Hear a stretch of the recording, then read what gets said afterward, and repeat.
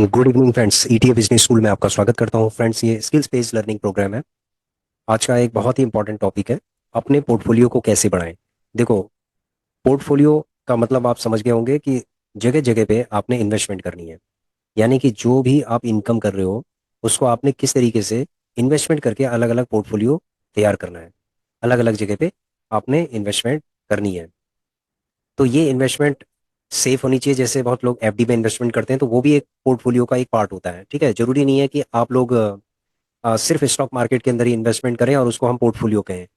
Portfolio अगर portfolio अगर stock market के अंदर है तो उसको, और स्टॉक्स अगर आपने लिए हुए हैं तो उसको स्टॉक्स पोर्टफोलियो हम कहते हैं, इक्विटी पोर्टफोलियो हम कहते हैं यदि आपके इक्विटीज का पोर्टफोलियो है। ठीक है। म्यूचुअल फंड पोर्टफोलियो, अगर आपने म्यूचुअल फंड लिया हुआ है, अगर आपकी एफडी है, तो वो भी आपका पोर्टफोलियो का एक पार्ट होगा। अगर आपकी कोई भी प्रॉपर्टी है वो भी एक पोर्टफोलियो का पार्ट होगा। तो पोर्टफोलियो एक पूरा इन्वेस्टमेंट का एक पूरा मॉडल होता है। ठीक है। तो आइए समझते हैं हम कि पोर्टफोलियो को किस तरीके से आप बढ़ा सकते हैं। तो फ्रेंड्स, अभी चलते हैं हम एक शीट में। देखिए, सबसे पहले मैं आपको ये क्लियर करना चाहता हूँ कि एक डाइवर्सिफाई पोर्टफोलियो ही सबसे सेफेस्ट पोर्टफोलियो होता है। ठीक है। एक डाइवर्सिफाइड पोर्टफोलियो ही सबसे सेफेस्ट पोर्टफोलियो होता है। बहुत सारे लोग क्या करते हैं, एक जगह पे ही इन्वेस्टमेंट करते जाते हैं, करते जाते हैं, करते जाते हैं। जैसे एफडी है तो बहुत लोग एफडी में कंफर्टेबल होते हैं, तो वो हर समय वो एफडी करते रहते हैं। तो वो जो बैंकों में एफडी करते हैं ना, ठीक है, एक्सेसिव जो इन्वेस्टमेंट है सिर्फ एक व्हीकल के अंदर, वो डेंजरस होता है। यदि आपकी बहुत बड़ी सारा फंड आपने एफडी के अंदर डाल रखा है, इसका मतलब आप रिस्क में हो। वहां पर भी आप रिस्क में हो।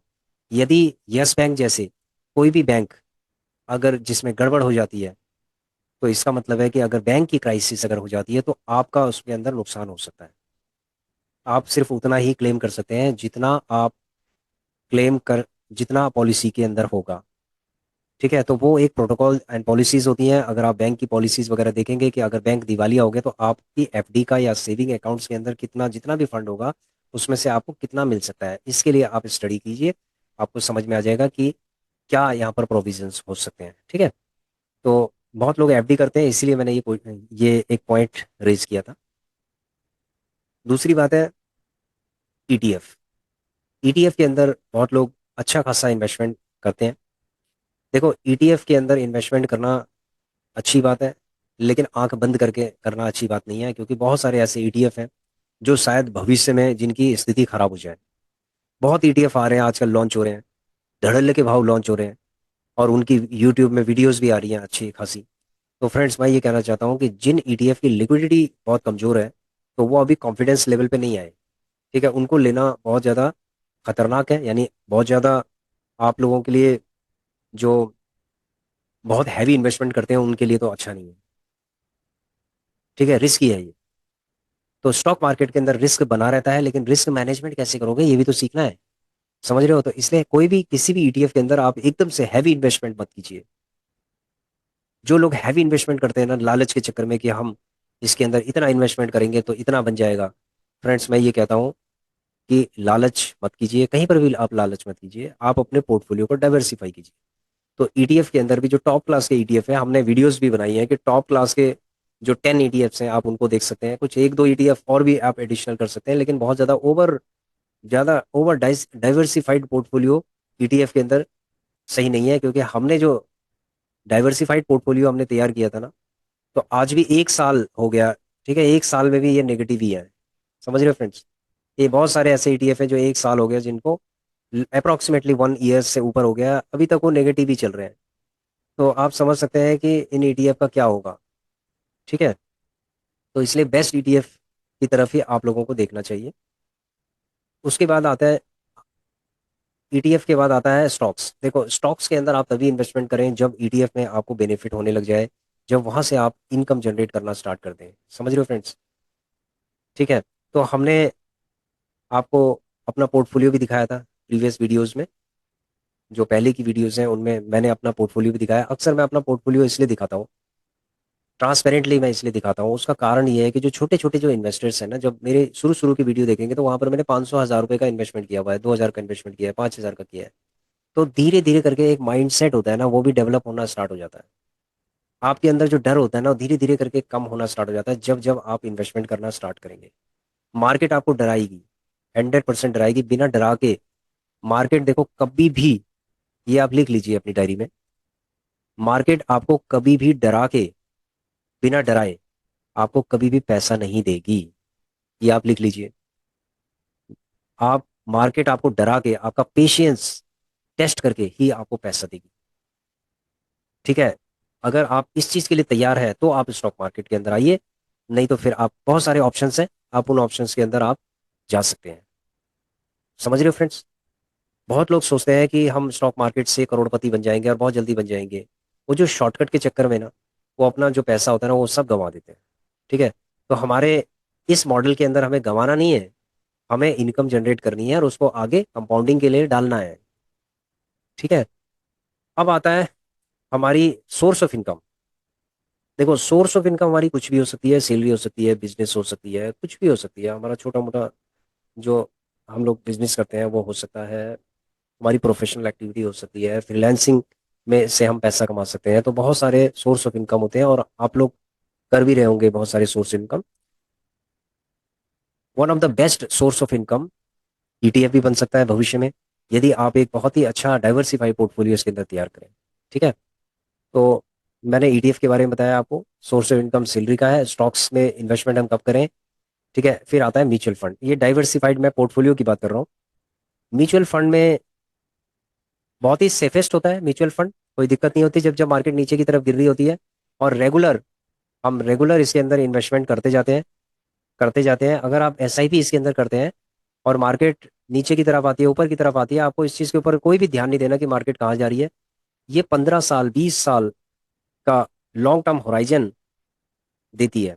यानी म्यूचुअल फंड 15 से 20 साल का अगर होराइजन, अगर के साथ अगर इन्वेस्टमेंट अगर किया जाए, तो ये एक अच्छा, आपको एक अच्छा रिटर्न देती है। ठीक है। लेकिन रिस्क हमेशा बना रहता है।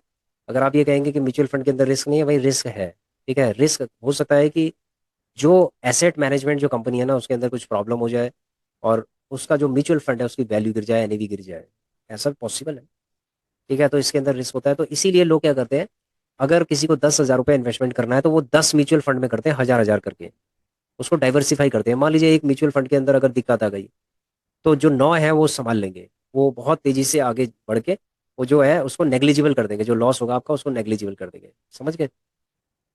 उसके बाद आता है नेशनल सेविंग सर्टिफिकेट है।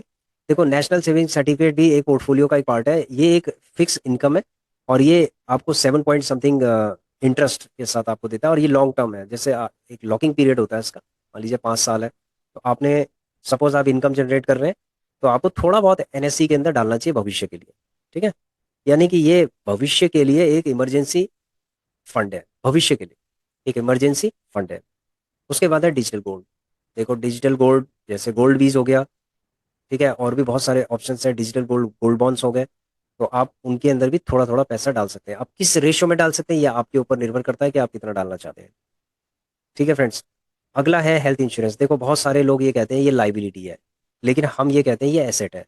अगर आपने, आपका हेल्थ इंश्योरेंस है और मान लीजिए आपकी हेल्थ प्रॉब्लम हो गई, कुछ भी हो गई, तो जो आपका जो भी पैसा पोर्टफोलियो का होगा ना, ये सब साफ हो जाएगा। समझ गए? तो इसीलिए हेल्थ इंश्योरेंस करना बहुत जरूरी है। और हेल्थ इंश्योरेंस से आपका जो भी है एक सेफ्टी बनी रहती है। उसके बाद टर्म इंश्योरेंस हो गया। टर्म इंश्योरेंस में लोगों को ये लगता है कि भाई हमें पैसा वापस तो मिलेगा नहीं, लेकिन फ्रेंड्स मैं ये कहता हूँ कि एक्चुअल जो लाइफ इंश्योरेंस है, यानी actual life insurance term insurance ही होती है।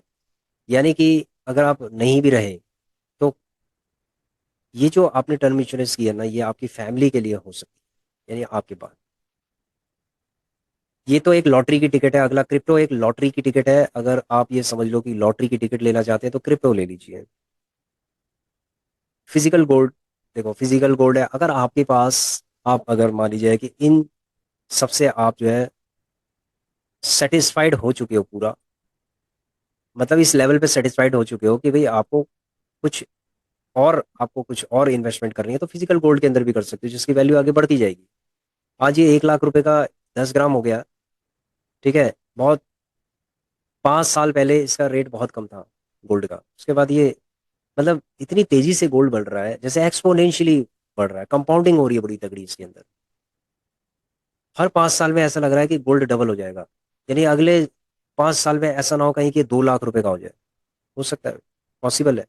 तो इसीलिए इसमें ये समझ लीजिए कि हर महीने या क्वार्टरली आपको थोड़ा बहुत फिजिकल गोल्ड में करना चाहिए, क्योंकि अगर आप फिजिकल गोल्ड में regular income, sorry regular investment अगर करते हैं फिजिकल गोल्ड में, और अगर मान लीजिए कि 20 साल बाद, देखो जैसे सपोज मान लीजिए कि आप क्वार्टरली 1 ग्राम, अगर 1 ग्राम अगर आप सिक्का लेते हैं क्वार्टरली, मतलब 3 महीने में 1 ग्राम, तो कितना हो गया?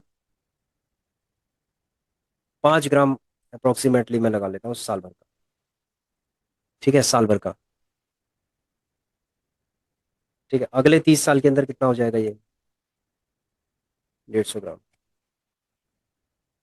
और फ्रेंड्स इसका मतलब ये नहीं है कि सिर्फ ये 150 ग्राम ही रहेगा, हो सकता है ये 200, 250, 300 ग्राम हो जाए, 500 ग्राम हो जाए। तो वो डिपेंड करता है आपकी इन्वेस्टमेंट पे।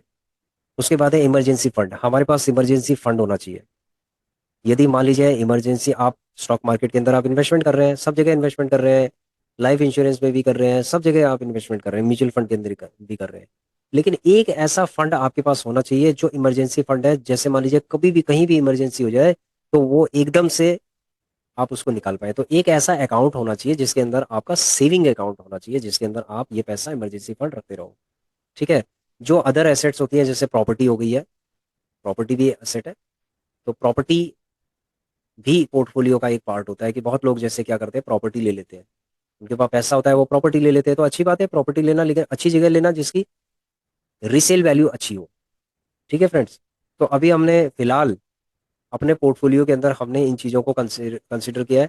अगर आपको लगता है कि पोर्टफोलियो के अंदर और कुछ भी ऐड होना चाहिए, तो आप कमेंट करके जरूर बताइएगा कि ये चीज़ें प्रॉपर्टी के अंदर ऐड होनी चाहिए। बस फ्रेंड्स ये मत कहिएगा कि एक कार भी होनी चाहिए। देखो कार को हमने इसके अंदर नहीं लिया है, प्रॉपर्टी मतलब हमने घर को ले लिया इसके अंदर। अदर एसेट्स का मतलब प्रॉपर्टी हो गई, घर हो गया, होम हो गया। ठीक है, which is not a liability. तो जो दूसरे कोई और भी अगर आपको लगता है कि कोई एसेट्स हैं ऐसे जिसमें इन्वेस्टमेंट किया जा सकता है, जिसको पोर्टफोलियो का एक पार्ट बनाया जा सकता है, तो आप कमेंट करके बताइएगा। ठीक है फ्रेंड्स, तो मैंने आपको काफ़ी चीज़ें बताई हैं एक ओवरऑल।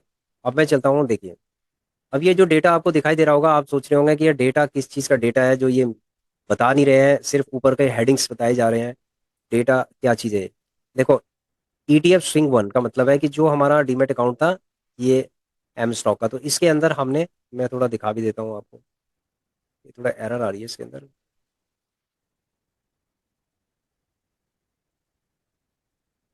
Just second. कंसोल, अभी कंसोल के अंदर एरर आ रही है।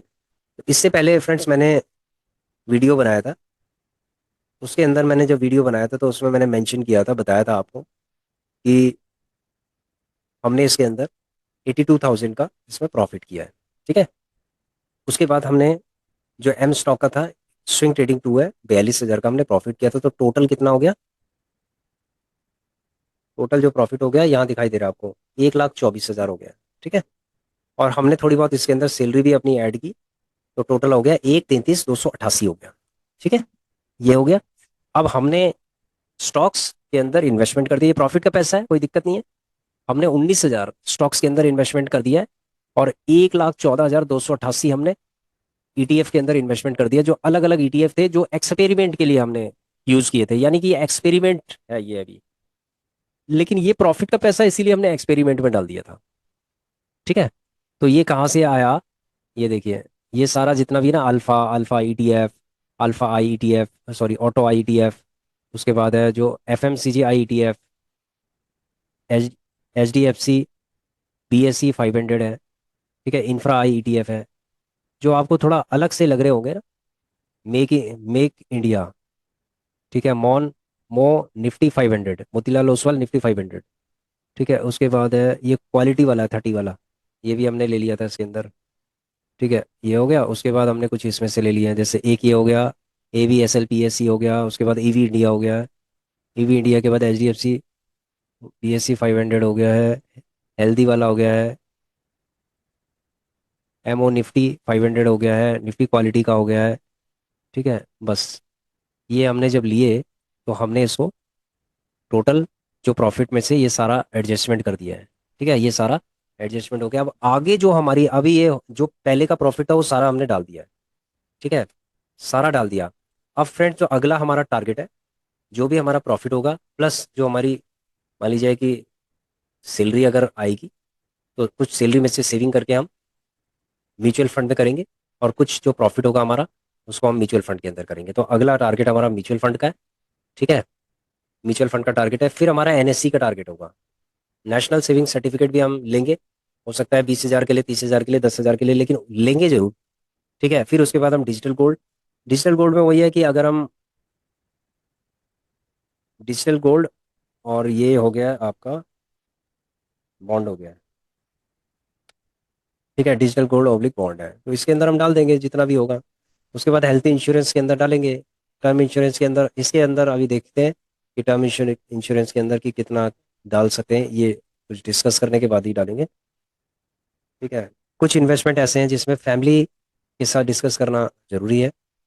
देखो क्रिप्टो है, क्रिप्टो के अंदर सिर्फ ज़्यादा नहीं, 1,000 रुपये 2,000 डालो, उससे ज़्यादा नहीं। फिजिकल गोल्ड भी अच्छा है, फिजिकल गोल्ड के अंदर भी हमें थोड़ा बहुत डालना चाहिए। ठीक है, इमरजेंसी फंड के अंदर भी बिल्कुल डालेंगे। दूसरे जो एसेट्स हैं, देखो और भी बहुत सारे एसेट्स हैं, उनके अंदर भी हम डाल सकते हैं। फॉर एग्जाम्पल, ये बात की बात है, जब हमारे पास फंड होगा तभी हम उन एसेट्स के अंदर डालेंगे जो हमारे पैसे को ये ब्लॉक कर सकते हैं। देखो कुछ एसेट्स हैं जैसे प्रॉपर्टी है, तो प्रॉपर्टी अच्छी चीज़ है, नो डाउट, लेकिन इससे क्या होता है, हमारा जो पैसा है वो ब्लॉक हो जाता है। प्रॉब्लम ये है, बाकी चीज़ें ठीक है सब।